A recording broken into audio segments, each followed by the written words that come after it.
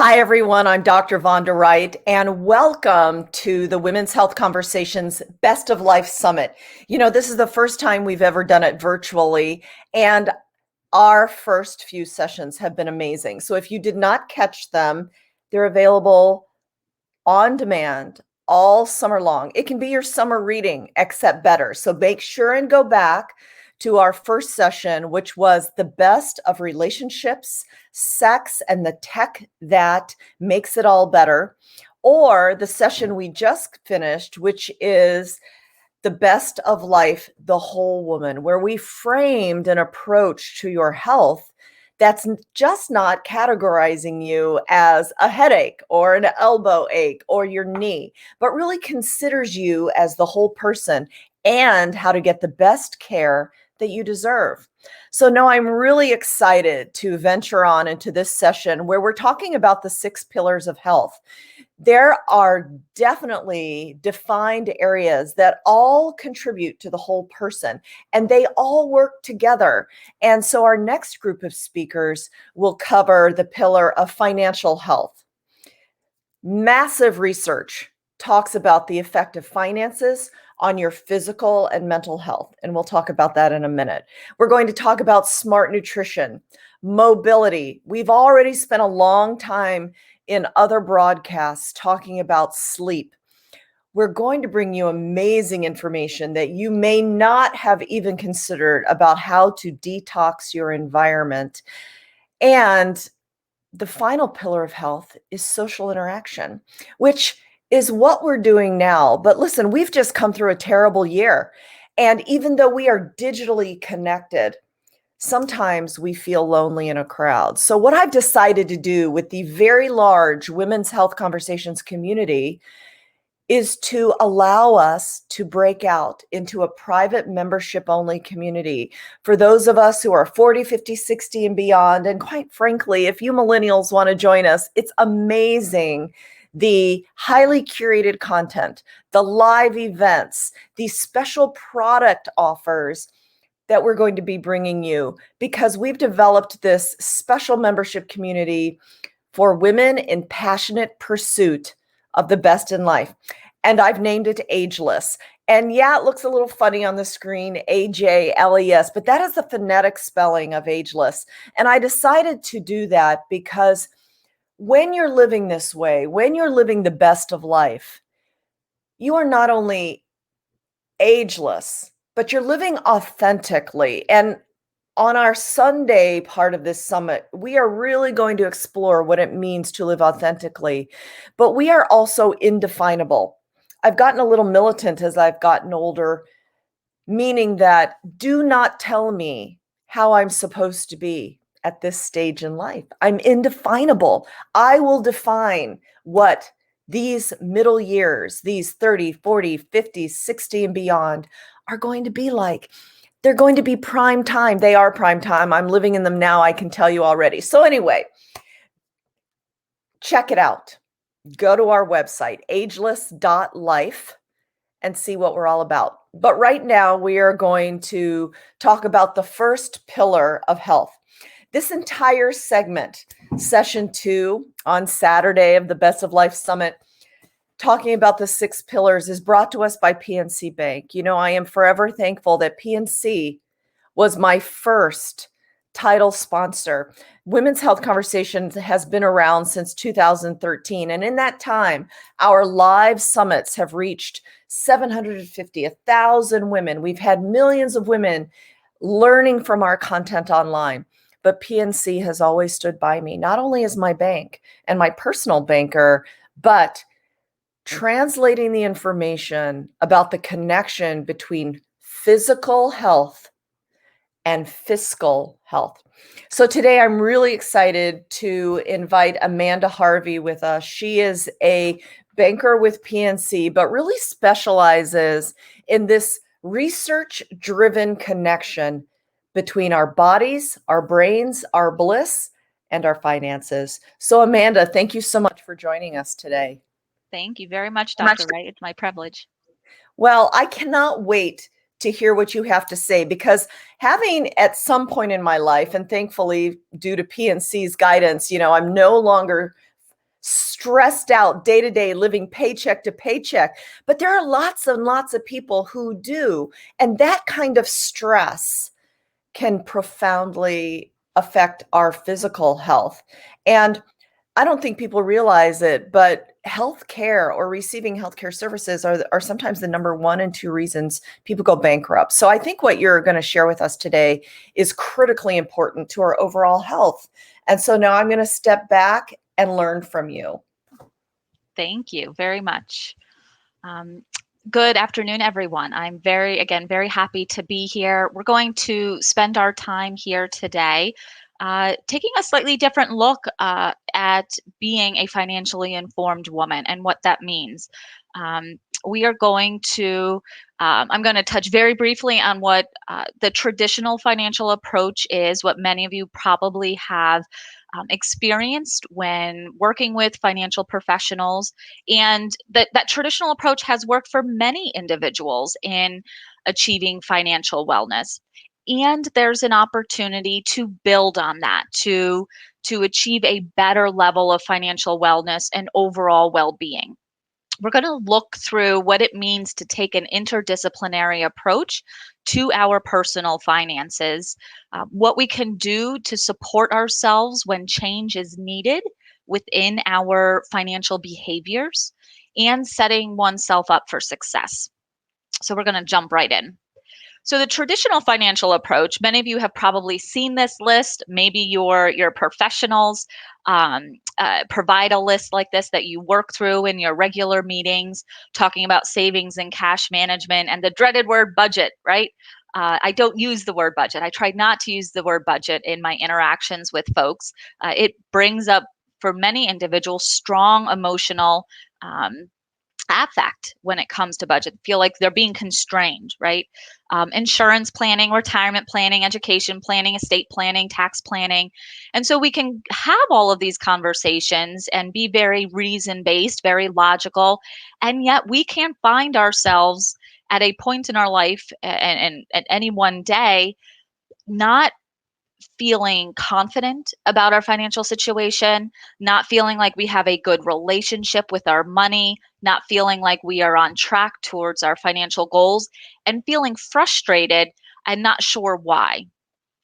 And so if we look at expanding beyond this traditional charts and graphs, and if I invest $10 a week, it'll be $1 million by the time I retire, right?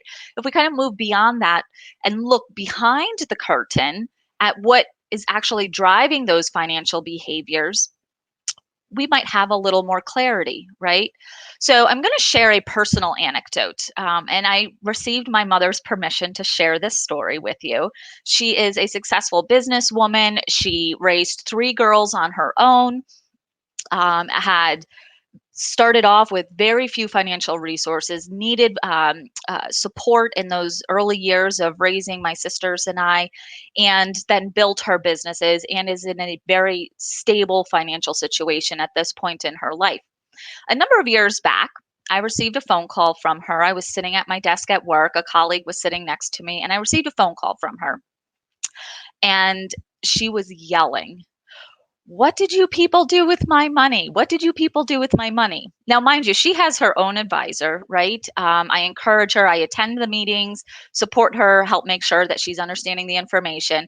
And I believe strongly that she needs to have a strong relationship with a financial professional um, uh, in the event something happens to me, right?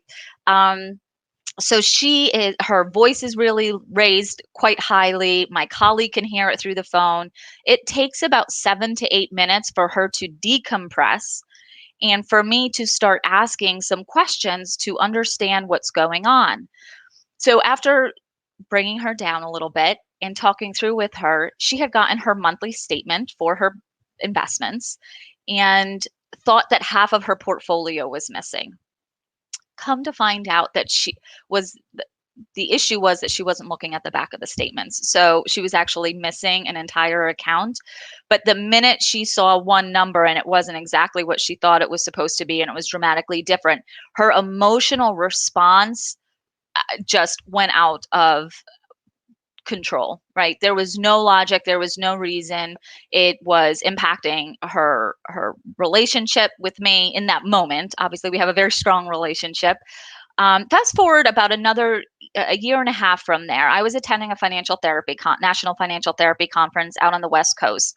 Mom tagged along, needed sort of a vacation, a break, so it was great. She hung out by the pool where I was in these conference meetings. It's always torture at these conferences that are at these beautiful destinations and you can't enjoy it. But um, we had been practicing a new technique called the money egg exercise, which is an exercise to help folks understand where their money beliefs come from. So after the session is done, I go, and of course, what do? I practice on my mother. And take her through the exercise. And she comes to a moment where her earliest money memory she can remember is being 4 years old with 2 quarters she had gotten for her birthday, playing with them in her hands. And my grandmother coming past her saying, "You better hide those before someone steals them from you." And she popped them into her mouth. We talked a little bit about this. I asked her, "Well, what do you think that means?" I knew what it meant, right? Or suspected I knew what it meant, but she needed to have that insight. And she said, "Well, maybe that's why I'm always afraid people are going to steal my money." It is likely that lesson my grandmother taught her in that moment was probably repeated many times during her formative years, and uh, uh, comes out as an adult in her financial decisions, in her interactions with the world and her money as a very stable, mature woman, right? So our behavior is a manifestation of expression. It's our emotional, our cognitive, our relational, our cultural realities that infuse their way into our money behaviors. Our financial health and our personal well-being are incredibly integrated. If we are stressed because our physical well-being is being challenged, if our environmental situation is creating stress, that is quite possibly going to impact our financial behaviors if the emotional part of our brain is turned on and the logical part of our brain is having to take a back seat. And vice versa. If we are having financial stress and we are having issues with our personal finances and that stress is ongoing, that can have a long term impact on our physical well being. When we think about stress and elevated cortisol levels over long periods of time and the effect that has on immunity and other health issues, blood pressure, right? There's lots of physicians on at this conference who can speak specifically to the impact of stress. So that interrelated connection is bidirectional when we think about our personal well-being and our finances. So here's a nice graphic image of the human brain. We have the emotional part of the brain and the smart part of our brain. 80% of our decisions, research shows us 80% of our decisions are made on an emotional basis. We don't want to remove emotion from decision making. Without emotion, we actually don't take action. The objective and the goal is that if both parts of the brain are in the car, ideally, at least when it comes to money decisions, the smart part of the brain is in the driver's seat and the emotional part of the brain is in the passenger seat, providing dialogue and maybe some insight as choosing which route to go. Um, a stressful situation can exaggerate our brain's ability to process risk versus reward. And so think about major financial market volatility, like what we experienced this time last year, what was going on in the market because of the pandemic, right? If someone is having a very strong emotional response, and there could be lots of reasons for that strong emotional response, not saying it's right or bad or good, um, but they're having an emotional response. If it gets to a certain threshold, it may increase the perceived risk of the financial situation and reduce the long term reward of being invested, that perception of the longer term reward. And so they might actually have a behavior, implement a financial behavior of, say, selling their portfolio because there is a slight distortion of risk versus reward because of that elevated emotional state, right? And we have research that's being done over the last probably decade or so that's looking much more closely at the the relation between emotion and financial decisions. Um, Research looking at biases, investor biases, and what have. Go back to the '60s with Kahneman and Tversky, right? If anybody's read The Undoing Project, great book talking about the research that those two gentlemen did within the space of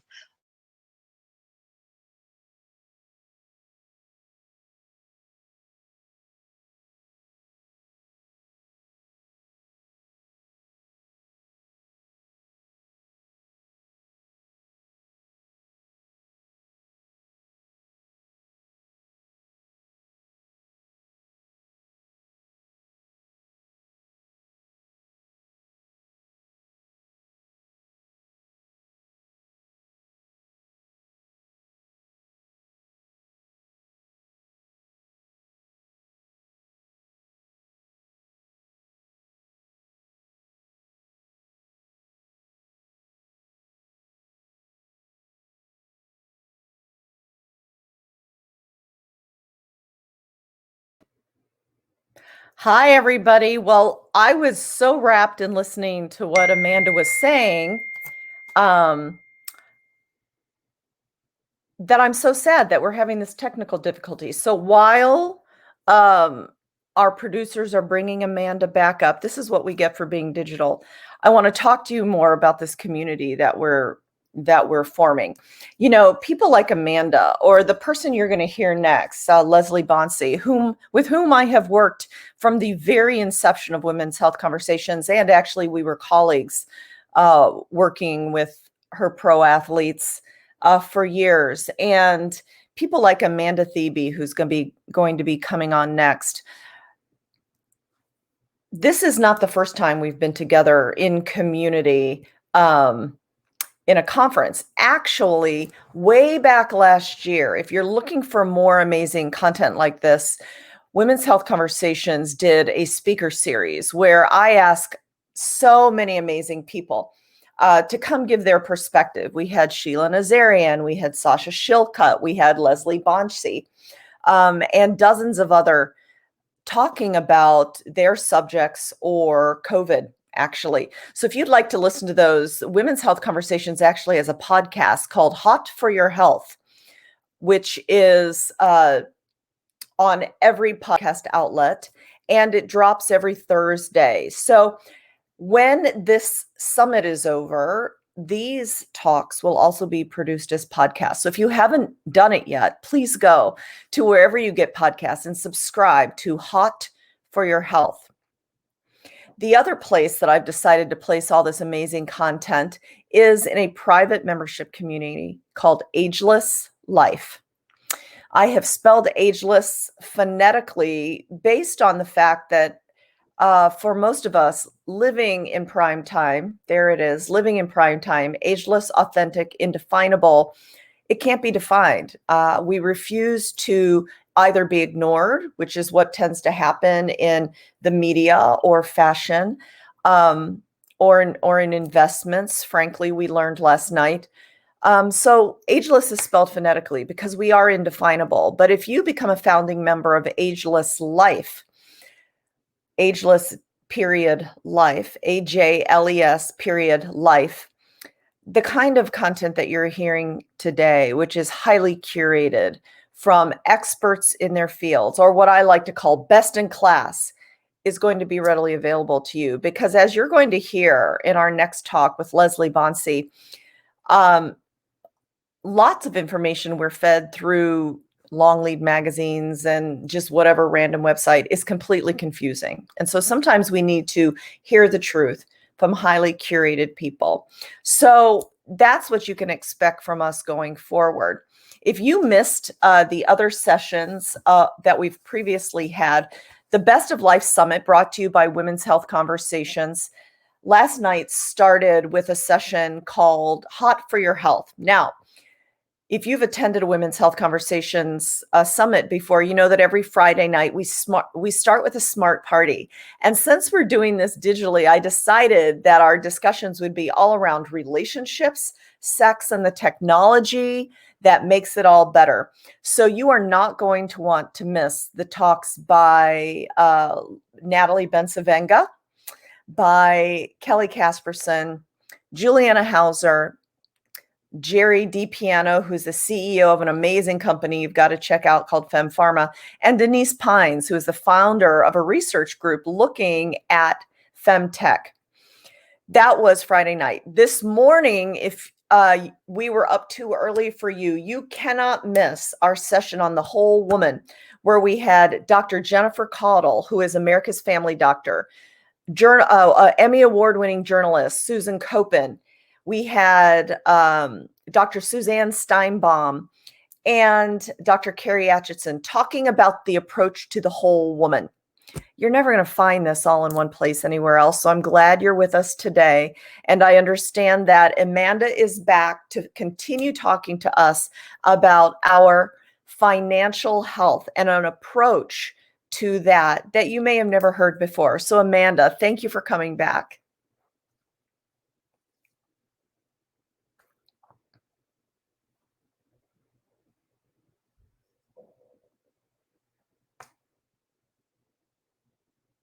Oh, I guess she's frozen again. You know what we're going to do so that we don't keep you waiting?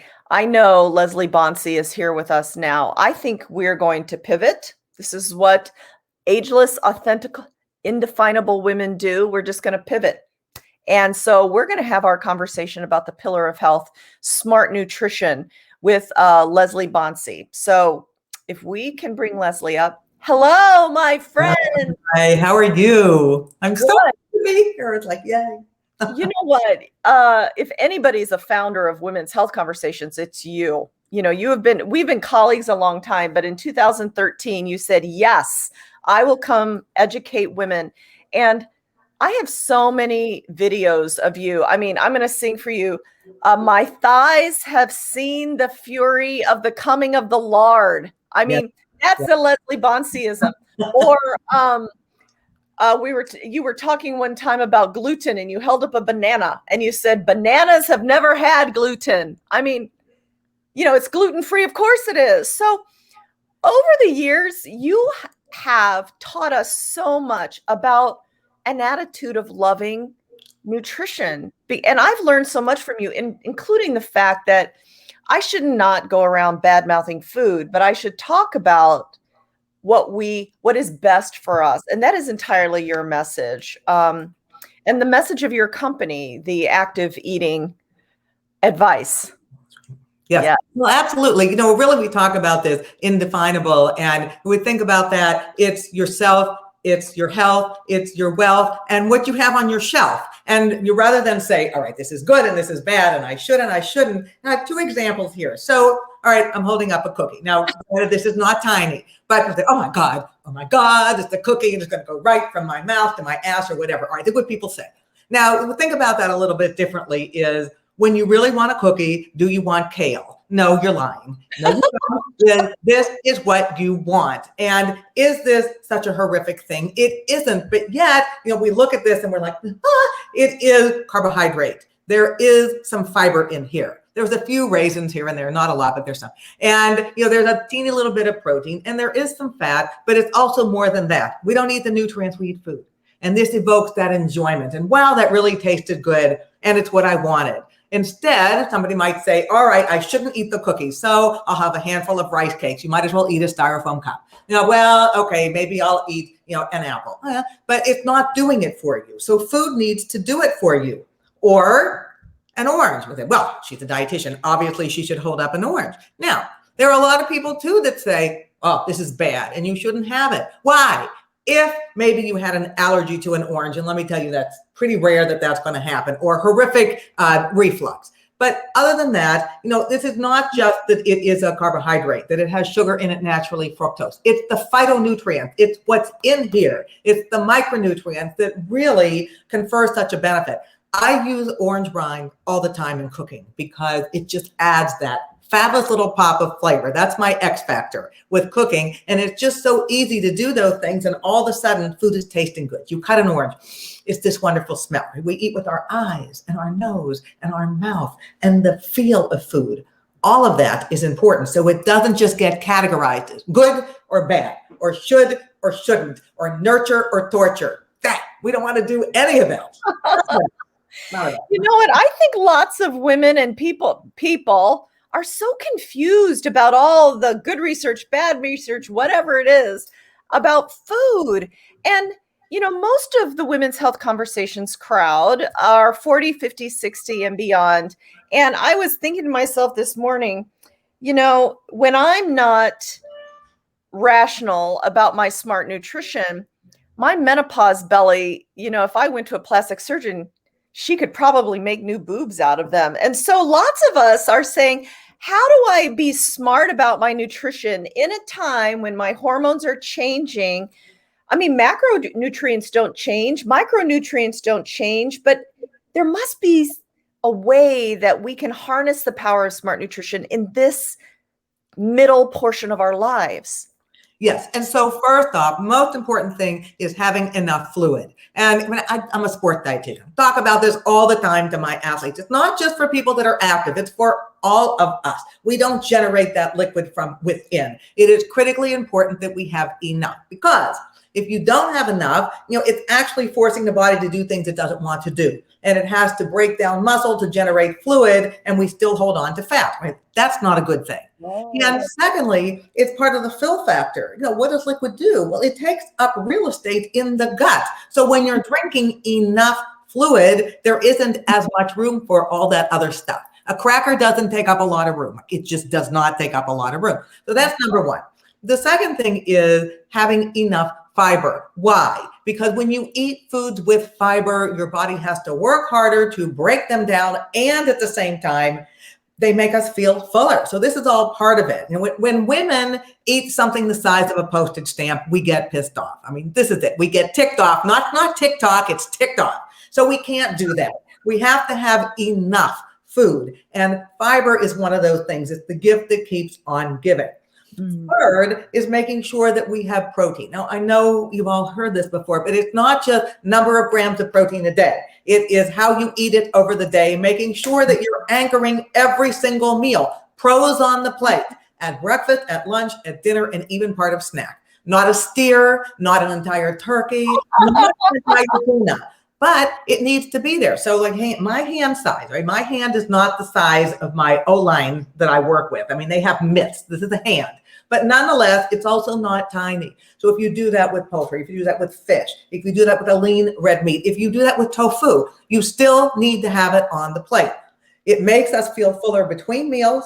The body has to work harder to break it down. And that doesn't mean no carbs. It means that if the emphasis on the plate is more of those things that are the gift that keep on giving, a little more fiber, more fruit and vegetable, more protein, we can still have the rice, the pasta, the quinoa, the spelt, the potato, the corn, the whatever, but it's not front and center. It moves a little bit more to the side. So we have other things there that are working harder for us, right? That's this whole idea of active eating, is making your calories work for you.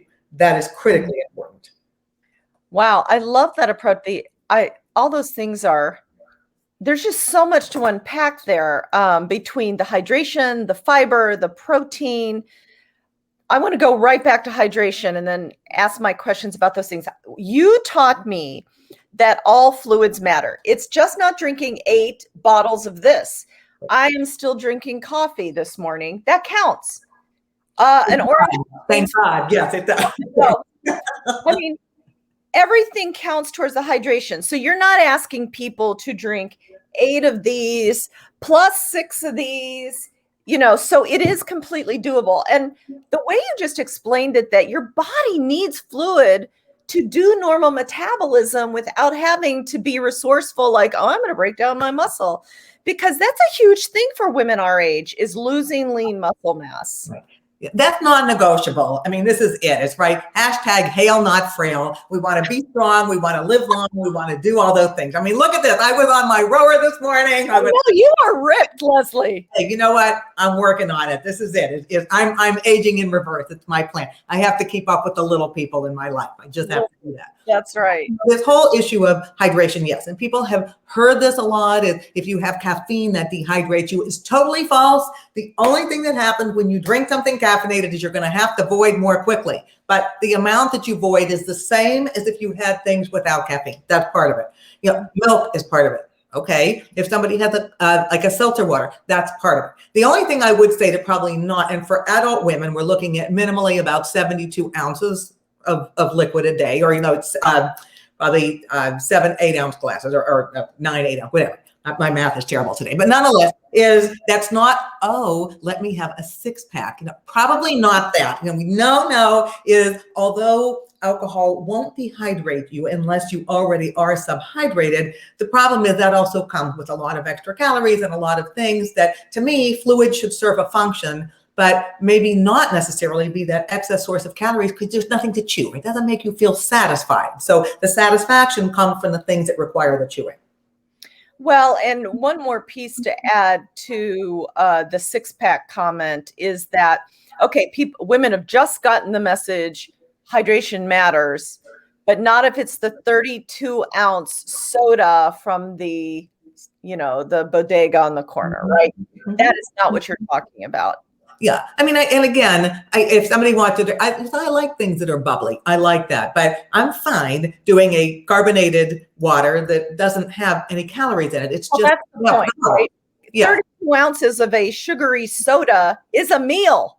Yeah. I mean, and that's it. And it's not like anybody would drink something like that. Oh my God, I'm so full. I'm not even thinking about food for the next 4 hours. Wrong. That's not happening. You're probably going to eat because you've just felt somewhat stimulated by what it is that you consume. So we want to be selective, but we don't want to be neglectful with fluid. And it's really important. And I'll tell you, for those of you who aren't doing it regularly, guarantee this: if you start to drink more fluid, you're going to pee more, but that also gives you a little bit more movement. Until your body gets used to this, you can't go from 2 glasses of liquid a day to a half a gallon and expect that there's not going to be some rebellion in the nether regions. There are, because it's just too drastic of a change. That is so funny. So, okay, let's talk, just so I stay organized. You talked about protein. You talked about serving size, which we use a hand as a good way to do it, right? But the loss of lean muscle mass when estrogen takes a hike, or even in men, because hormonal fluctuations change for both men and women. Sarcopenia, or loss of lean muscle mass, is real for anybody in the middle and beyond. So how do we know how much we have protein throughout the day? You've talked about protein at every meal, including snacks. But how do we know if we're getting enough? Well, typically what the recommendations are is somewhere between 20 to 30 grams of protein per meal. So, if hand size, you're going to be there. There's no doubt about it. Even if you have tiny hands, it's going to be enough. And I say that because it doesn't have to be, I have to eat a porterhouse. No, you don't have to do that. And realize that protein is coming from animal foods, but it also comes from plant-based foods. Vegetables have protein, beans have protein, grains have protein. That's what the gluten is in grains. It's the protein that's there. Dairy is a source of protein, eggs. So there's lots of different ways that you can get those needs met. The only foods that don't have it, fruit does not, sweets pretty much don't. I mean, you can't count a cupcake as a protein source, unfortunately. Or like beverages and oil. Oil doesn't have any protein in it, but everything else does. Now, if you are more physically active, and that means both endurance activity and strength training, you're going to need more, because exercise is breakdown. It's not build movement. So that's why you need, and this is also not just muscle. This is protecting bone. I am serious. You're supporting structure. We go right to calcium. It's important. We go right to D. It's important. But number 1 on that list is having enough protein. Building a strong plate is important. Absolutely. And as a bone doctor, I preach all the time that if we do not have enough protein to support our muscles and to support our bones, and we fall and break a hip, which happens to so many people. 50% of us do not return to pre-fall function, and a full third of men die in the first year after they fall.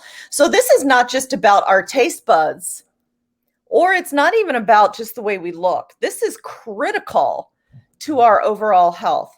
Okay, so we covered hydration and protein. Help me a little bit with this balance of the carbohydrate sector. We have the sugar message, we have the grain message. You know, I know what sugar does to my body. You and I have talked about that, and yet to go without any kind of carbs is not a balanced way to eat. So give us some detail on that. Yeah, and it isn't. So first of all, one of the critical functions of carbohydrate is for fluid balance. So if you're not having enough carbohydrate, you're not going to be optimally hydrated no matter how much liquid you eat or you drink. Secondly, carbohydrates are important for brain function. I mean, this is not just how we look, it's how we think. It's retaining the gray matter that is critically important. And carbohydrate is the primary fuel source for the brain. The third is, those are the foods that people really enjoy, right? I mean, people, I like kale. Actually, I do eat it.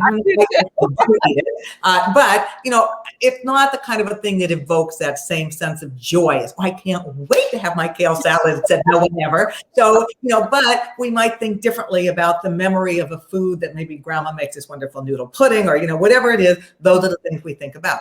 And so why would we want to take them out of our life? Food is supposed to provide joy.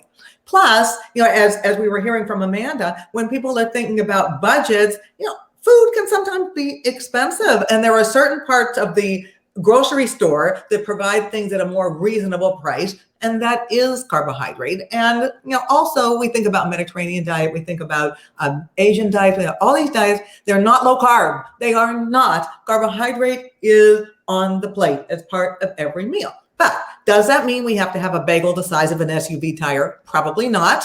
Does it mean the potato needs to look like a canoe? It doesn't.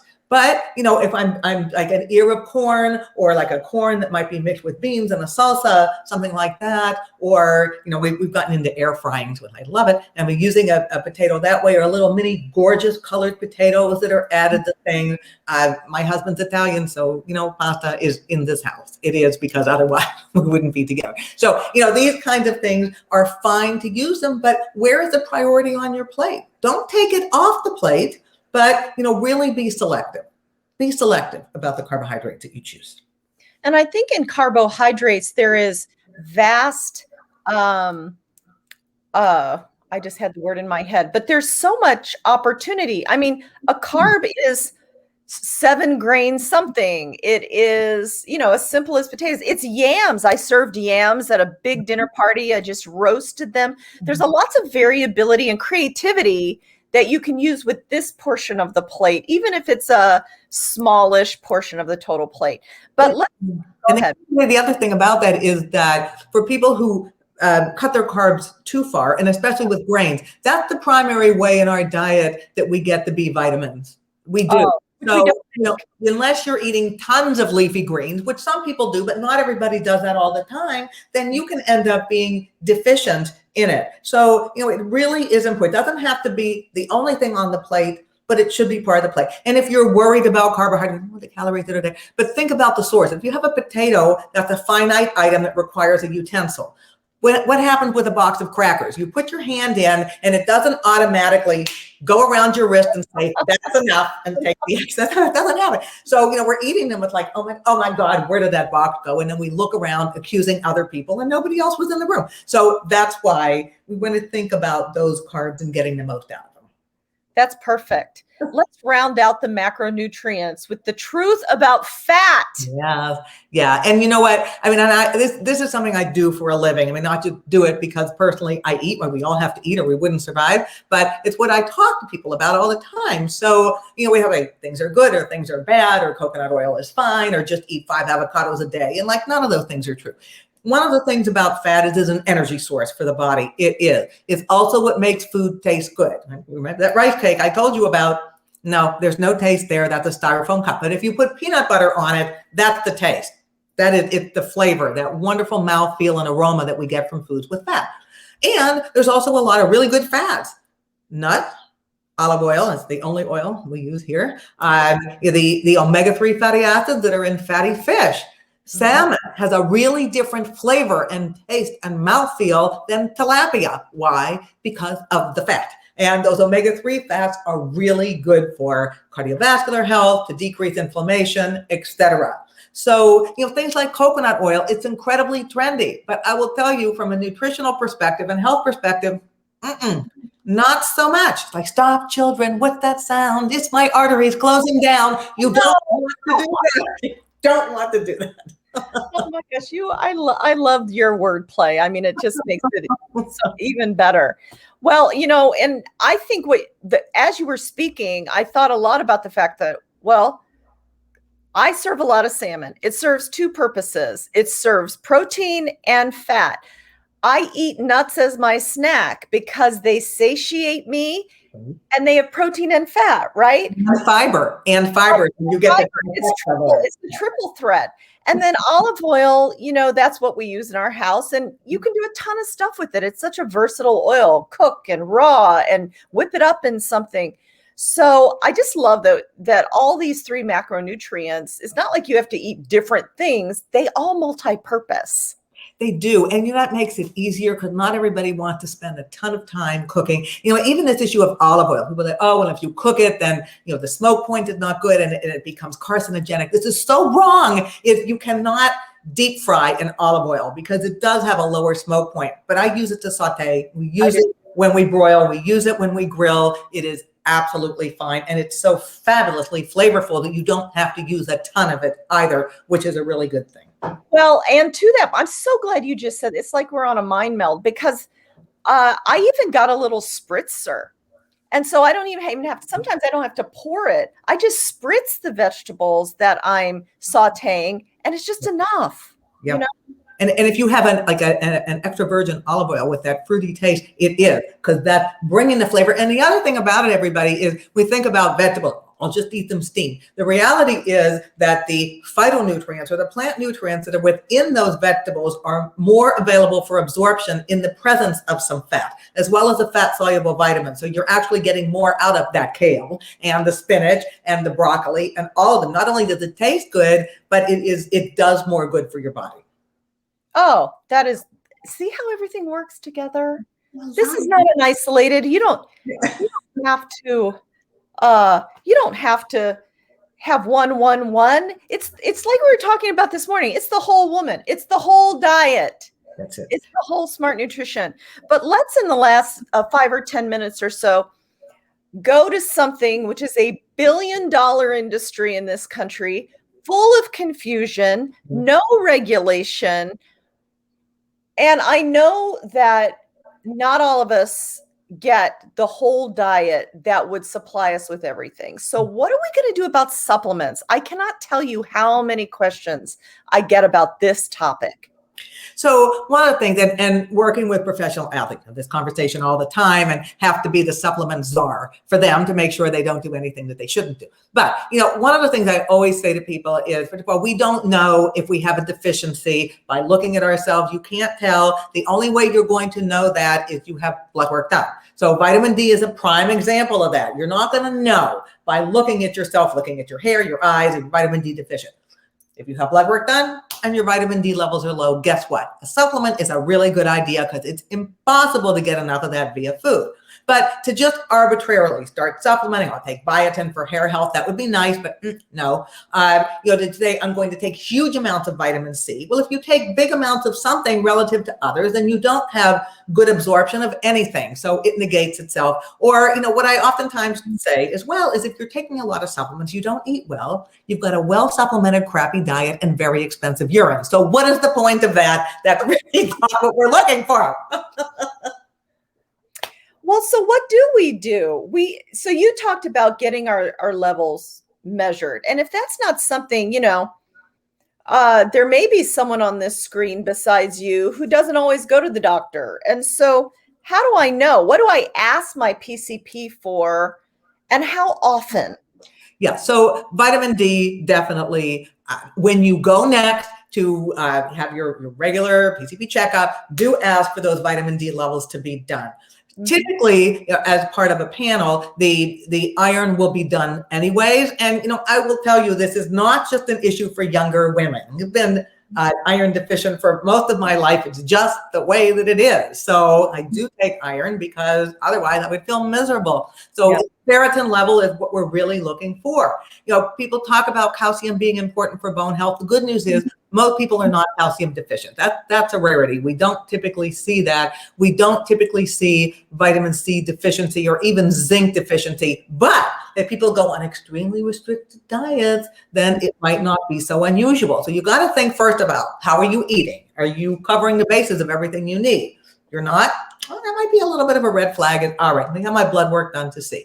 If we're looking generally, what might be recommended? I think taking a vitamin D 1000 IU, it's fine. It's absolutely fine to do that. Even if you live in a sunny place, it is beautiful today in Pittsburgh, Pennsylvania, but that's a rarity. We don't always see it. And we wear sunscreen, right? So we don't have skin cancer. We got to be careful. If you want vitamin C, but not too much, because too much can actually give you an upset stomach. But if you eat food with vitamin C, you can do it that way. The omega-3, a lot of people do take fish oil because they don't eat salmon regularly. We do too in this house, but not everybody does. We don't like the smell of it or whatever. So taking fish oil can also be a good thing. That recommendation is typically 1,000 to 1,500 milligrams of the omega-3, both EPA and DHA daily. And everything above and beyond that, we probably don't need. For instance, I know I have had clients who have taken high levels of zinc, and then it actually can, number one, lower your HDL. So now you have lowered good cholesterol levels, not good, and interfere with the absorption of other minerals. That's why we want to be careful. It is food first. It doesn't have to be food exclusively, but whatever you do with supplementation should complement what it is you do with eating. And then the last thing I'll say about supplement, look on your label for a symbol, the USP symbol, which is United States Pharmacopoeia. That is an indication that what is in the bottle and what is on the label are the same. No surprises. I remember working with baseball teams, and my players would bring in plastic bags with pills in them. I said, you know what? We're not going there because I don't know what's in there. You don't know what's in there. And you can't find the answers when you call the companies either. Trust me, I've tried. Absolutely. And I want that said again. You must know what's going in your body. Do not buy your supplements at a gas station. Turn it over, read the label. It must have the USP symbol. Otherwise, because this is a completely unregulated industry, you don't know what's going in. Exactly. And who wants to take that chance?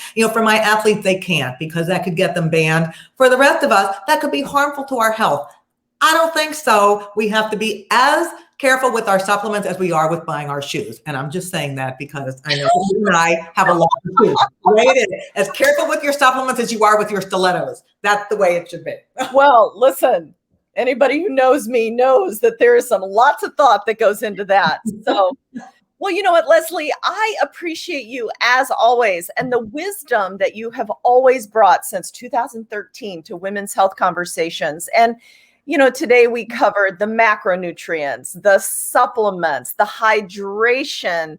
And I think if women walk away with that basic construct, we're going to be so much better off. And if you need more of this one-on-one, you take clients, you design diets, you examine where we are in life. And I would just want people to reach out to you, as I've done my entire career. I would love that. And, it's all about control what you can with your eating plan. There's a lot of uncertainties out there in life that we can't do anything about, but this is totally in our control, and we should enjoy every delicious bite. Thank you so much today, Leslie. I'll talk to you soon. Thank you. Do you see why I love to talk to Leslie Bonci? I've had the privilege of working with her since I began my residency in 1999. And I just always learn. And you see how I have picked up on some of the things she said over the years. And I think about it, the hydration, the fiber, the what's on a plate. I would encourage you just to seek her out. She's on all social media, Leslie Bonci, Bonci, Active Eating Advice online. And I have used advice like that to build whole diets. or she has built whole diets for the people I take care of. So we are talking about the pillars of health right now. We have talked about finance. And for those of you listening live, Amanda, Harvey was having technical difficulties. And so here's what's going to happen. We're going to record a session just for her. And it will also be available all summer long, because I think the pillar of financial health is critical. So the pillar of financial health, we just talked about smart nutrition.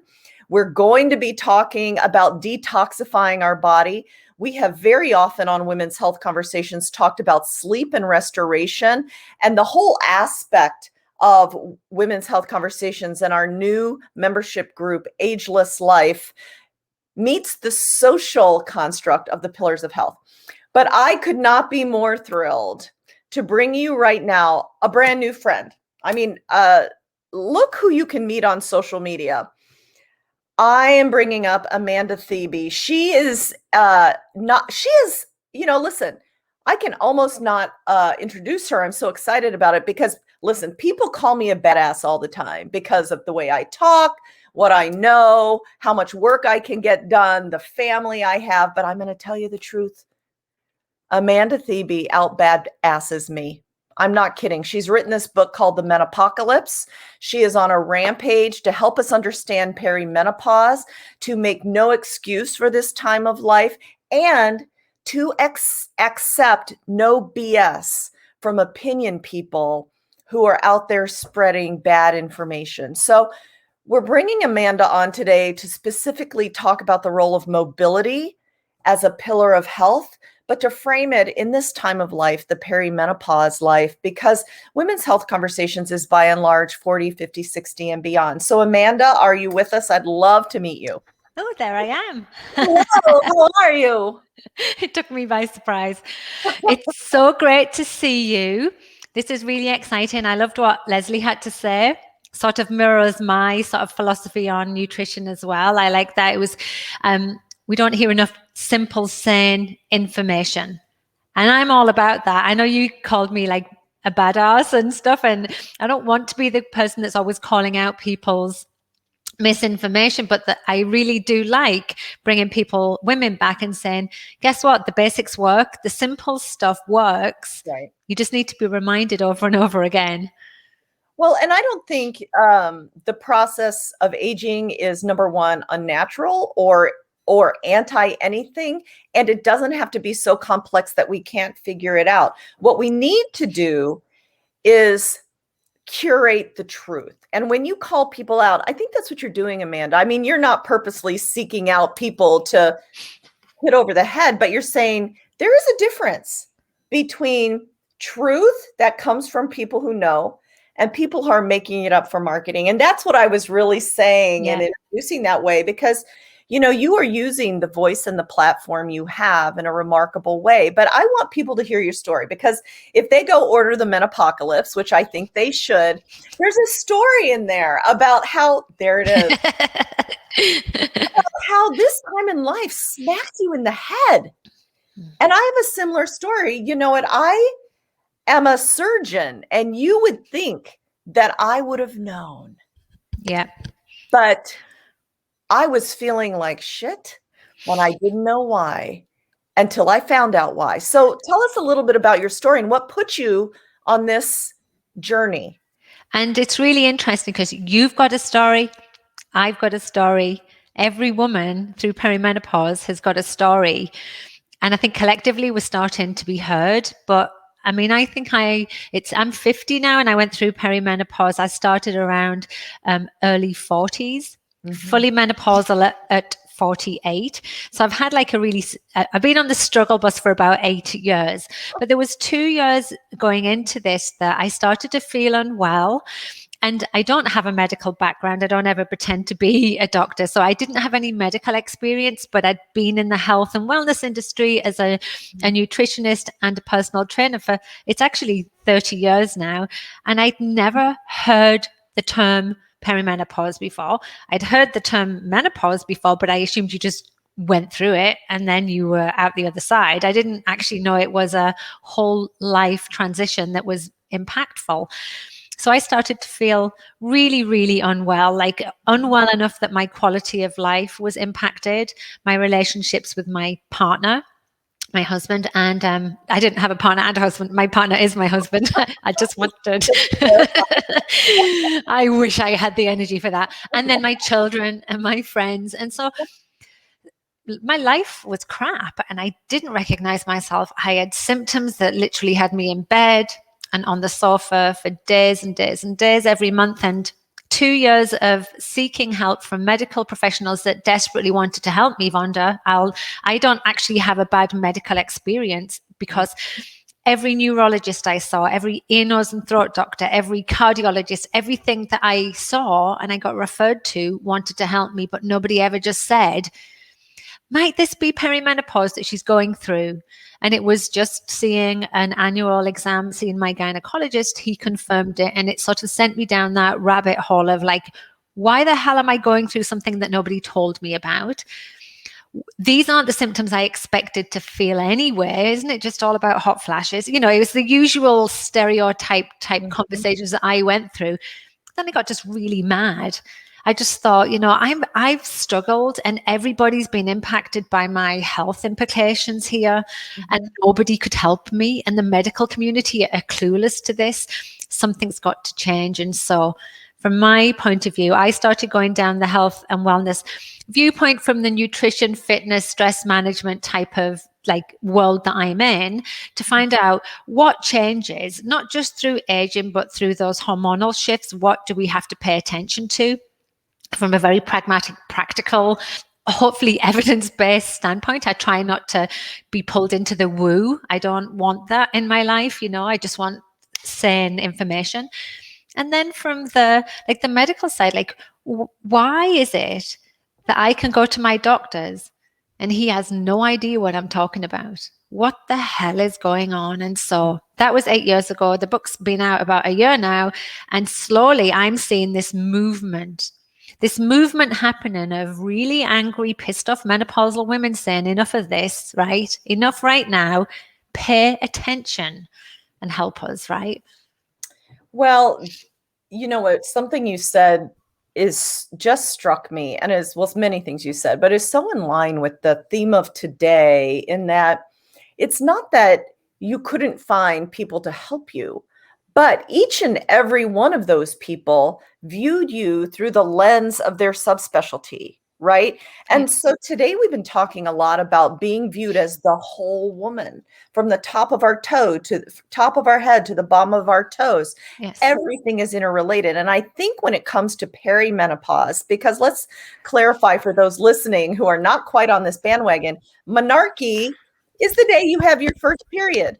Menopause is when your period stops for the last time. That period leading between menarche and then you have the fertility period. And then between when your hormones start to change and the day of your last period, that's perimenopause. Yeah. Right? It's a long period of time. That is the subject that we're actually interested in, the perimenopausal journey. Menopause is a little finite, just like menarche is. And so, but during that time, we have to be considered as a whole person, not just a headache, not just a hot flash, not as any of those singular things, right? And I think, so we know perimenopause can last between 8 and 10 years until you reach menopause. But I actually do think the conversation does need to carry on, because when you're then postmenopausal, your body is in this new playing ground. You've now got an estrogen and progesterone deficiency, and you're likely to be in that place for potentially 30, 40 years. And you're now open to health risks, potentially that are the ones that are going to kill us, right? And without the protective element of those sex hormones in our body, specifically the estrogen. So we go through that really tumultuous 8 to 10 years of symptoms that up to 70% of women will struggle with. And then we then have to think long term, well, oh my God, I've still got 40 years left in a body that really has no estrogen. What do I need to do from a mind, body, soul perspective to support my health as the best way it can? That may or may not include a medical intervention. A lot of women don't even choose to go down that route because they don't know it exists. for me personally, is like I consider myself like an ally or an advocate for menopausal women. I want to tell them what they should be offered from a medical standpoint so that they can then decide if it's right for them. I'm not pro HRT or anti HRT. I'm like, this is what we know is helpful to you. And if you're not even offered that as a consideration, then you need to find somebody that's going to talk to you about everything. And then from something that you can control for yourself, all of those things that you said, like the body, mind, soul connection, the holistic body, if we don't look at that, it's almost like the dominoes can't fall. You need everything lined up. Otherwise, for example, if weight loss is your biggest goal, and lots of menopausal women struggle with weight gain, but you're not sleeping, or your stress management is not like nailed down and you're just living on high cortisol all the time, then you're not going to lose weight. So every box has got to be ticked, essentially. It's a little bit harder work, I think, but the payoff is so big. Absolutely. And it puts it all together. But let's talk about one aspect of your career. And the thing that, I'm an orthopedic surgeon, a bone doctor. And so years ago, before anybody wanted to talk about aging as a positive thing, I've spent my academic career doing the research behind fitness after 40, 50, 60 and beyond, and showing that a light bulb doesn't go off and we're suddenly old and not capable. And so when I want to talk about the pillar of mobility and exercise to assuage or decrease these menopausal aspects. Now, where I'm not trying to separate exercise from food or stress management or anything, but you are ripped. If anyone hasn't followed you on social media, they better get there now. And these plank things that, I don't even really know how you coordinate that movement, and it's amazing. But talk about that role right now. Yes, and I'm very opinionated about this because something happens through perimenopause to menopause and in aging in general. And actually, a study came out this week that showed it probably is linked to the declining estrogen, the estradiol, that women's belief in themselves goes. They lose their belief in their athletic ability. I felt it personally, but I see it and I hear it from most women. They do not think they're capable anymore. And it could be for so many different factors. Life is busy and hard, and maybe they're symptomatic and, like I said, not sleeping, etc. But they literally don't believe that they're capable of doing the things they maybe did 10 years ago. And I literally believe my role is to say to women, oh, yes, you can. I see that you do things in your everyday life that literally I'm telling you we should mimic in our purposeful movement, and actually give them the confidence again. And exercise is part of the conversation. It's massive. We know from on a cellular level and how it changes our brain that exercise is one of the most powerful tools that you can introduce in your life or continue to do to help your mental health, your mental fitness, I suppose, and as well as your physical. It may even help you cope with some of the symptoms you're going through as well. And so one of the first things I say to women is that, just moving every day is literally the best thing you can do, even if you were like me, stuck on the sofa for 3 or 4 hours a day in a deep depression with everything hurting physically.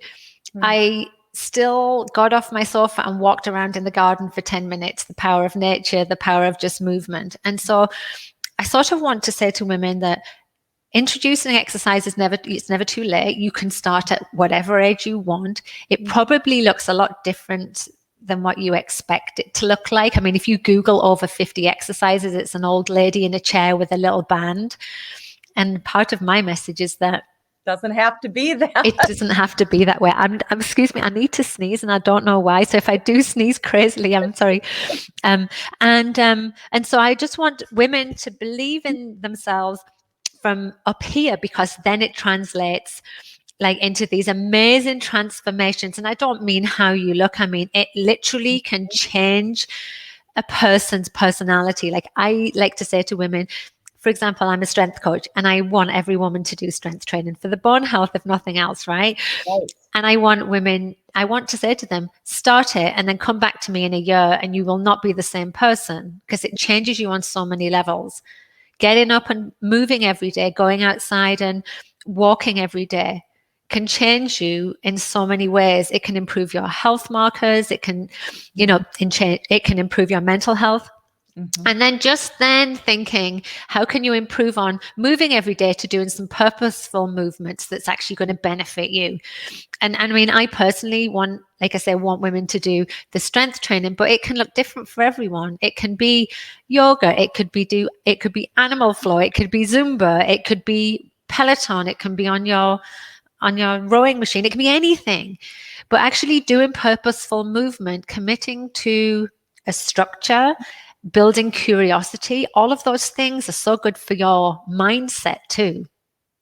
That's right. And you are so right. As you take your first step away from the couch, or, sometimes I teasingly say, it doesn't matter if you are an adult onset exerciser, meaning this is your first experience, or maybe you're a once upon a timer, which means that we're still talking about high school, but we're 50, right? So right. You haven't done it since then, but you once did, and wondering, there's never an age or skill level that your body will not respond. And that is backed by my own research and the research of many smart people and the experience of fitness professionals like you as you train people.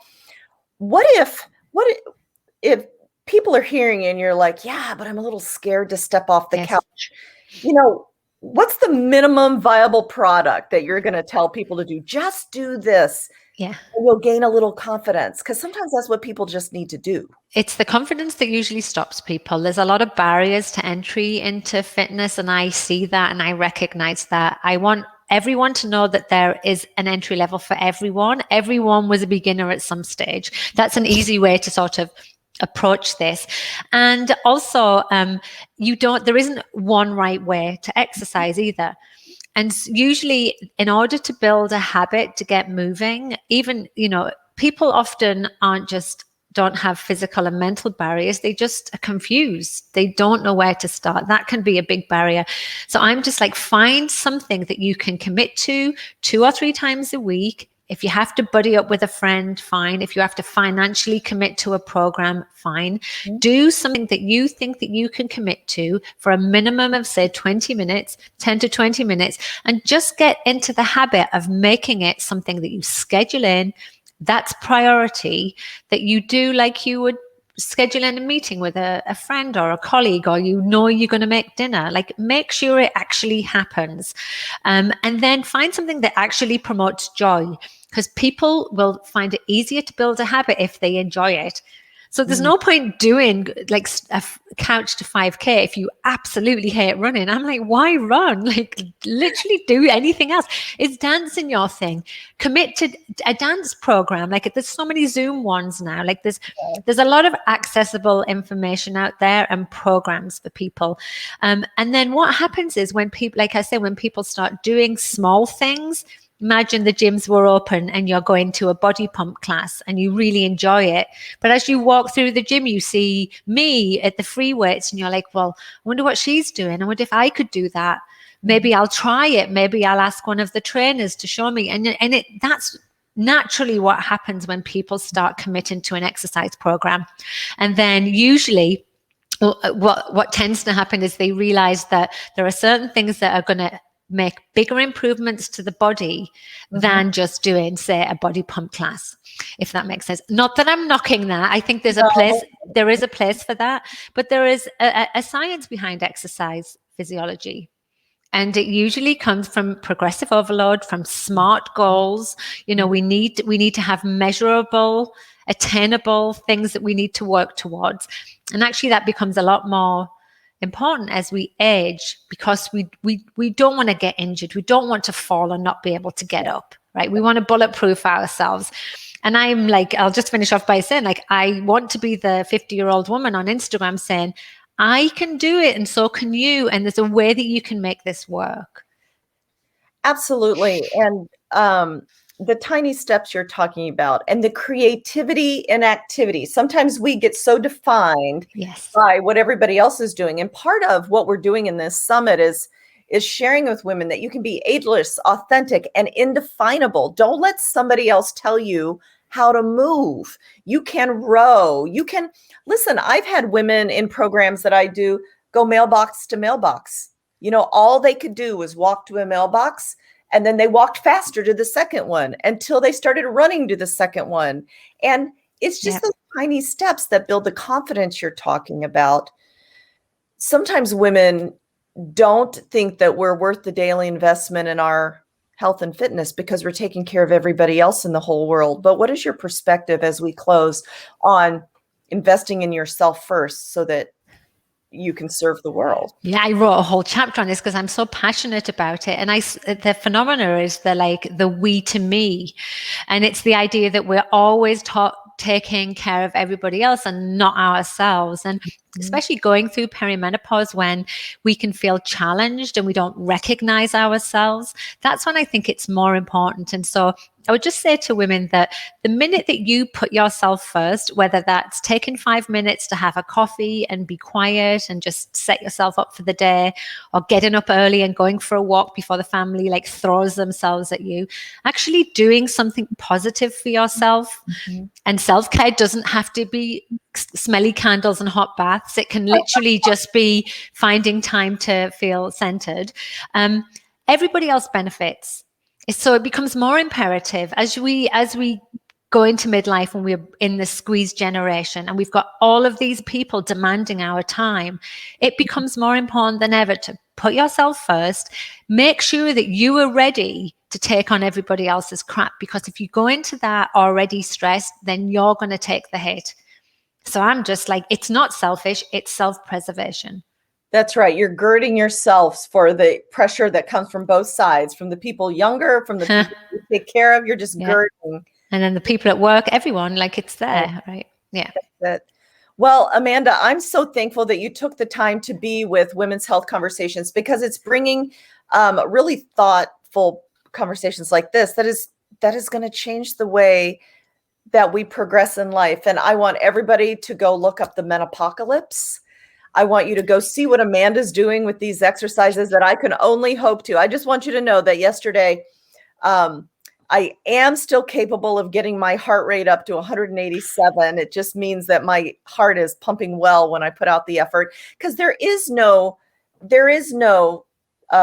finite timeline when we continue to challenge our bodies. I think that's what you're promoting, right? Yes, I'm promoting longevity. And unfortunately, when you promote longevity, it's pretty simple and boring. It's not a 21-day fix. And I'm I don't want a 21-day fix. I want a 21-year fix, right? That's what I'm looking for. That's right. Well, thank you so much for joining us today. Thank you for having me. It was really great to see you. Take care. Pleasure. Well, I'm really serious. If you're listening to this, go right now and Google Menopocalypse, and we will send out emails about it, because I just love her esprit de corps, the energy of life. She is going to curate the information for you that will help you go down the road. And I mentioned several times during that talk about the research that I've done. You know, I have always, and as an academic orthopedic surgeon, done research, and my research has been on musculoskeletal aging. And if I summarize 15 years of hard work for you, I'm going to tell you that chronic mobility and smart nutrition prevents you from injury. It keeps your bones stronger than they would via building better bone density, as well as building lean muscle mass. Studies I've done have shown that we are not destined to go from the vitality of youth down some slippery slope to frailty unless we choose to.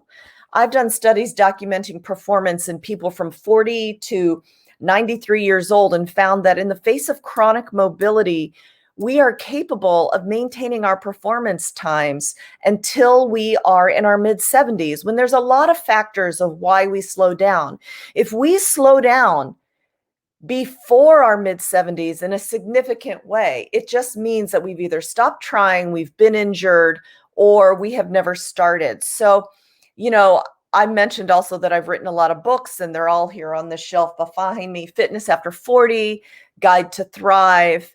If you speak Korean and Russian, they've all been translated into those languages, or 8 weeks, younger in 8 weeks. But the point of those is to really inspire you to know that there is no age that your body will not respond to the positive influences, whether it's mobility, like Amanda Thebe just talked about, or smart nutrition that Leslie Bonci was talking about, or the sleep and restoration that Dr. Michael Bruce, the sleep doctor, who I frequently quote, or the social interactions we're having now. You are worth the daily investment in your health, and you center it around the 6 pillars. And I'm also very thankful that we'll have the opportunity in the future to listen to Amanda Harvey from PNC Bank, who's sponsoring this segment, because financial health is directly tied to physical health. And we can be healthy, vital, active, joyful until the last minute of our lives if we choose to.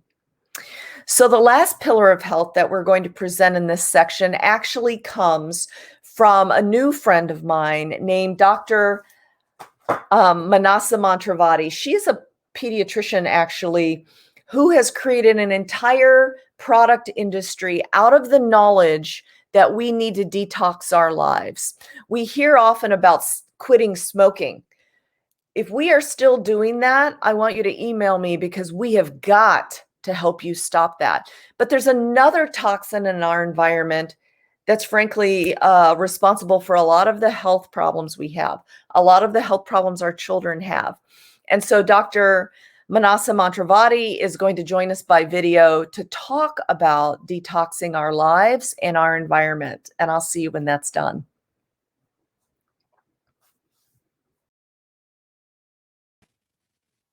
Hello, everyone. It's so great to meet you virtually. I am so excited to be here today to talk about how to decrease toxic exposure to your family in your home. All right. So my name is Manasa Montravadi. I am a pediatric hospitalist. So I'm a pediatrician who otherwise takes care of healthy children who are otherwise sick and need to be admitted to the hospital. So I don't have a clinic. I only see patients in the hospital. And I have 3 young kids.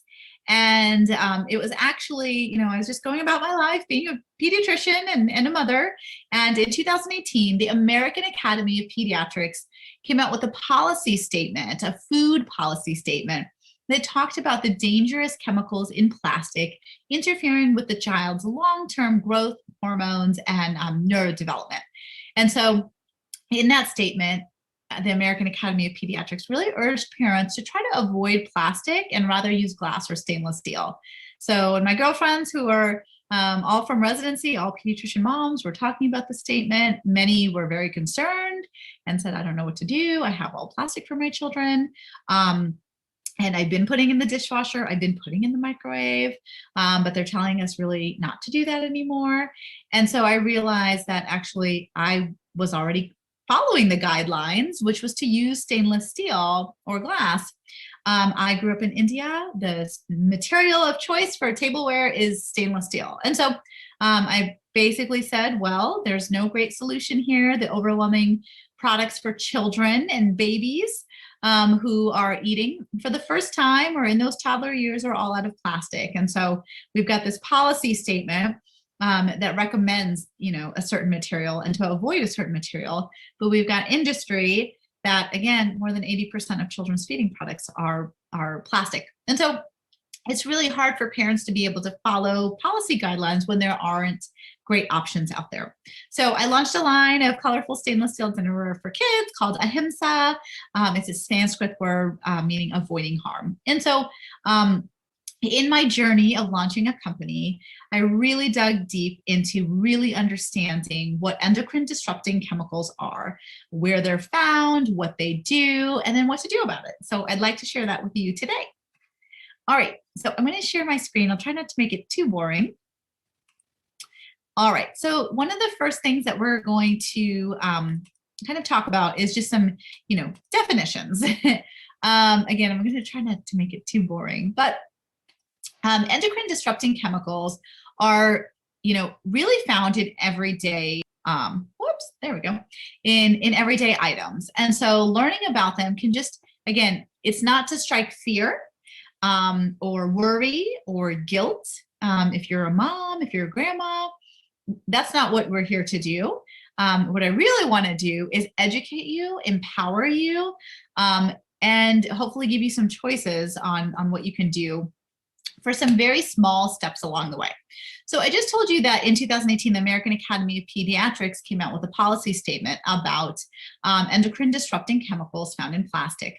There are many other organizations that are also raising kind of that red flag.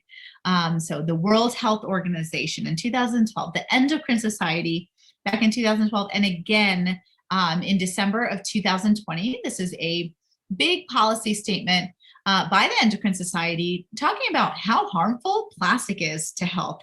We already know that it's harmful for the planet, but we are now finding that it's harmful for human health. So why is that? How is that? What's this all about? So when you look at the American Academy of Pediatrics policy statement, they basically, blurt out all of these different chemicals, and it can be overwhelming when you hear about it. But the main point that I'd like to make here is when we think about bisphenols, phthalates, PFCs, perchlorate, all of these different additives, remember, what do? They help keep our food fresher longer. They help in our packaging. They help us cook. They help us improve the look, the taste, and even the feel of food. And so it's important because they are kind of everywhere. But when you look at these health concerns, they're real. So things like, bisphenols, and I'll talk more about bisphenol A versus all the other bisphenols because alert, they're all the same, bisphenol A, bisphenol S, F, P, all of them.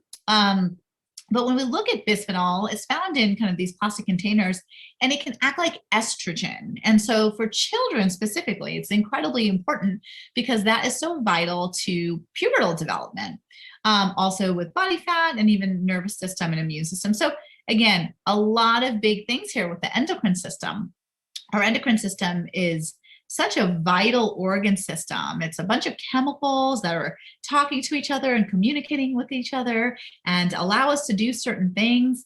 And when that is interrupted, those signals get really messed up. And it's happening in children at a critical point. Remember, if you have children, you can kind of think back to when they were babies and that rapid degree of growth and development that happens in those first years of life. And so we know that in baby bottles, we find bisphenol, even if it's BPA free, we find bisphenols.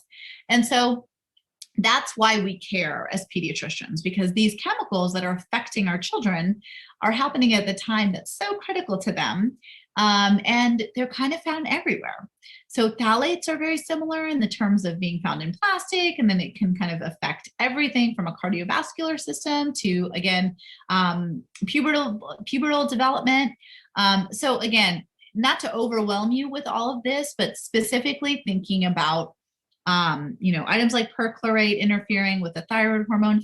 When these chemicals are interfering with the endocrine system that is responsible for your child's growth and neurodevelopment and pubertal development, it's incredibly important that we pay attention because, these are synthetic materials, they're synthetic chemicals, and we're producing them as a society. So, they're not going to all go away, but let's try to figure out how we can at least decrease our exposure. And that's why I'd like to have this talk today. Okay, so when we kind of think about where we find these, a lot of things that I'll kind of focus on is the food contact material. So a lot of bisphenols and phthalates, specifically in these storage containers, as you can see, a lot of the dishware for children. What's really important to understand is that this isn't just, one person's affected and then we're done. It's actually showing that EDC, endocrine disrupting chemicals, can actually affect multiple generations, right? So because it's actually seeing that that there's actually a change in the DNA that's transmitted from generation to generation. So what that means is that our genetics didn't just change quickly because we had to adapt to something. They're changing because something is being exposed to. So in this case, endocrine disrupting chemicals. So again, why do we care about it? Because it's affecting a really big organ system that's vital for children's growth and development. And number two, here, it's not just limited to one specific person, but in fact, it can actually be transmitted from generation to generation. And they have actually seen when mom is exposed to these chemicals, they will see a level of bisphenols and these endocrine disrupting chemicals in fetal circulation. So clearly there is transmission. And I think here the biggest thing is, low levels of exposure can have toxic effects. So before, what we used to think is, okay, really, it's got to be like up here. It's got to be up here before, it's bad for us. But what we're really actually finding is that there's a lot of different biochemical interactions, and it's really, even at low doses, you can have toxic effects of these chemicals. So that we should be paying attention to our everyday lives. And it's not just for women, and it's not just for for kids, but even various studies showing significant decrease over the past 50 years of sperm count. So again, all this sounds so scary because it is scary, but again, I want to educate you and empower you, not scare you. But the World Health Organization actually says endocrine disrupting chemicals are really the second greatest threat to human health other than climate change. So when you hear statements like that, you realize this is such a big deal that nobody knows about. But now you are learning about it. So what are the key concepts on what we just went through? So really is that, there's likely no safe dose of an endocrine disrupting chemical because it's not natural in our body. A great example of this is when we think about I don't know if you guys can see, when we think about lead, right? So lead used to be the same way. We first learned that it was bad. Then we said, you know what, we should do something about it. And then we did. And so again, remember back in the 1970s, we really understood that lead exposure was, producing these developmental delays. We removed it from gas, we removed it from paint. And now we have a generation of children who are 4 to 7 points higher on their IQ. And so really the same is kind of happening in plastic. And in 2012 and 13, BPA was banned. But the issue is these are all really the same chemicals. So alternatives like BPS and BPF have come out, but really they are just as bad, if not even worse than BPA. But really it kind of got the bad rap. So that's the one that was kind of banned from sippy cups and some infant formula. But what we're learning most recently is that, we really should just try to use alternatives to plastic because of all of the information we are understanding. And so when we kind of think about it, there's no likely safe dose because it's a synthetic material. Lead is also, again, we at least can find some of these elements, heavy elements in nature, but endocrine disrupting chemicals in plastic are man-made. So I think that's really important to understand. We shouldn't have circulating levels of bisphenols in our body. Like our body doesn't make that. Okay, so again, there's no like real great safe dose, and we know that in general that low doses can affect people. That the exposures are lifelong. And in terms of kind of a pregnant woman, that they are kind of passing it down, and we see changes in across generation. So again, it's not to say that they have talked a lot about obesity related to endocrine disrupting chemicals. It's not to say that the plastic is causing obesity. It's just saying that of course diet and exercise matter. Those are the main things. But there's this background level of kind of exposure that's happening in our environment that's also interacting with the way that we eat, the way that we interact with our planet. And so it's all interconnected. It's kind of called a one health phenomena. And so we should be concerned about this because if you think about a one health kind of system where we are really integrated with our planet and with the animals around us and how it's kind of all connected, this should actually be scary, that we know that it's bad for us even here, right? It's bad for the planet, it's bad for human health, but yet the global plastic production continues to rise. And so where do we see it? We see it in baby bottles, we see BPA in cans. Even if it says it's BPA free, there's usually at least some degree of bisphenols in most canned food, in the lining. And then also interestingly, in receipt paper, you can find bisphenol in here. And actually there have been notable companies that like Target or Trader Joe's that are now moving to digital instead of giving you this paper. So again, really simple things that you can do. Try to use glass bottles, try to not use canned food and use fresh produce whenever possible. And just, skip the slip and say, no, thank you to the digital receipt paper, and get a digital receipt instead. Okay, so I kind of touched on this. We're shifting to BPA free, but remember, you're just kind of replacing one for the other. So again, not to harp on this, but just knowing that they're really part of the same family. They're kind of like cousins. And one cousin got the bad reputation, but it doesn't mean that the others are safe. And in fact, in studies in New York, they've actually noted that it's somewhat even more dangerous than BPA. So what do we do about it, right? Because this is all scary. And so again, just as a quick recap, so American Academy of Pediatrics really talks about hormones growth and brain development and how it's so essential in children to understand, because they're going through this critical developmental period and growing period. And so, in general, children are exposed to more plastic per pound body weight for a longer period of time.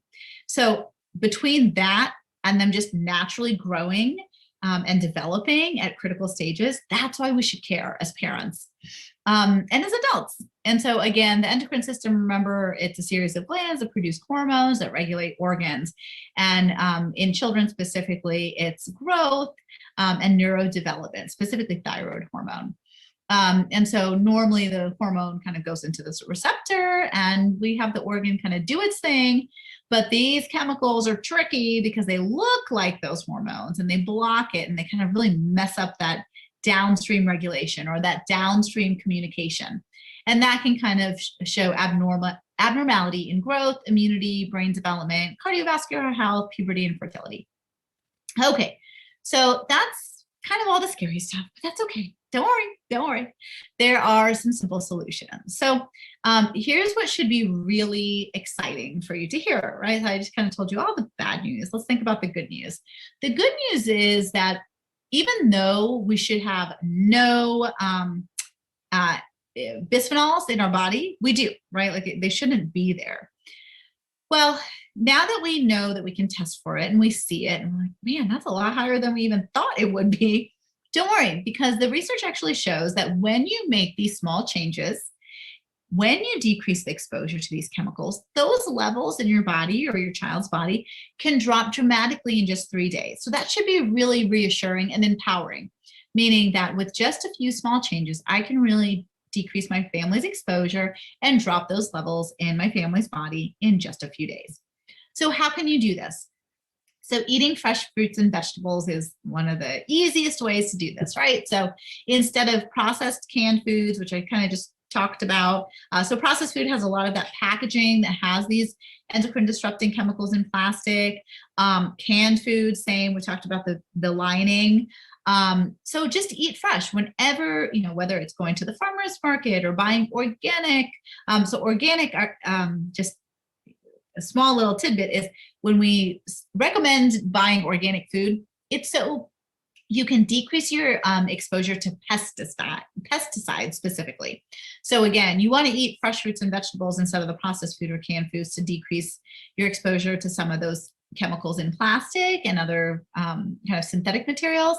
But then additionally, having organic can also decrease your exposure to pesticides, which is a little bit different, but still an environmental toxin. If you do use plastic, don't put them in the microwave or the dishwasher. So if you're like, you know what, I just have a lot of this, I'm going to keep going with it, I understand it's not easy to just make a big overhaul. So small changes, small incremental changes. Just don't put them in the microwave and don't put them in the dishwasher. And why do we say that?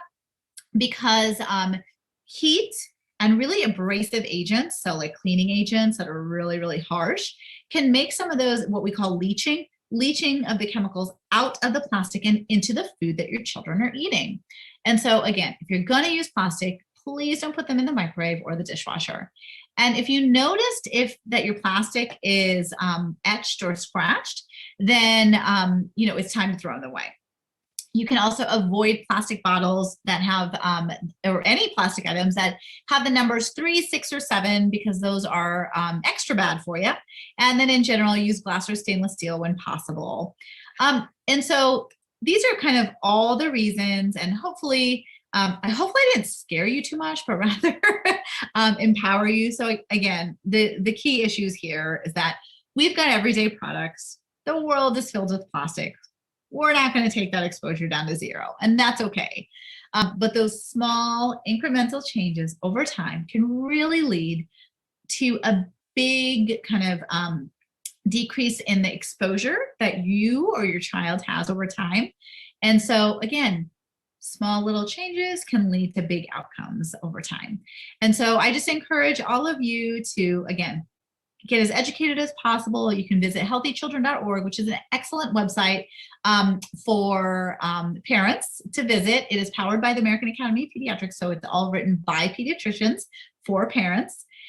You can also visit the Endocrine Society, endocrinesociety.org, and learn about endocrine disrupting chemicals there. They have a wonderful little video presentation.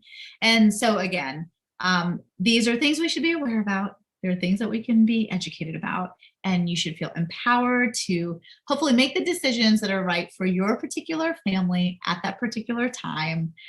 Being a parent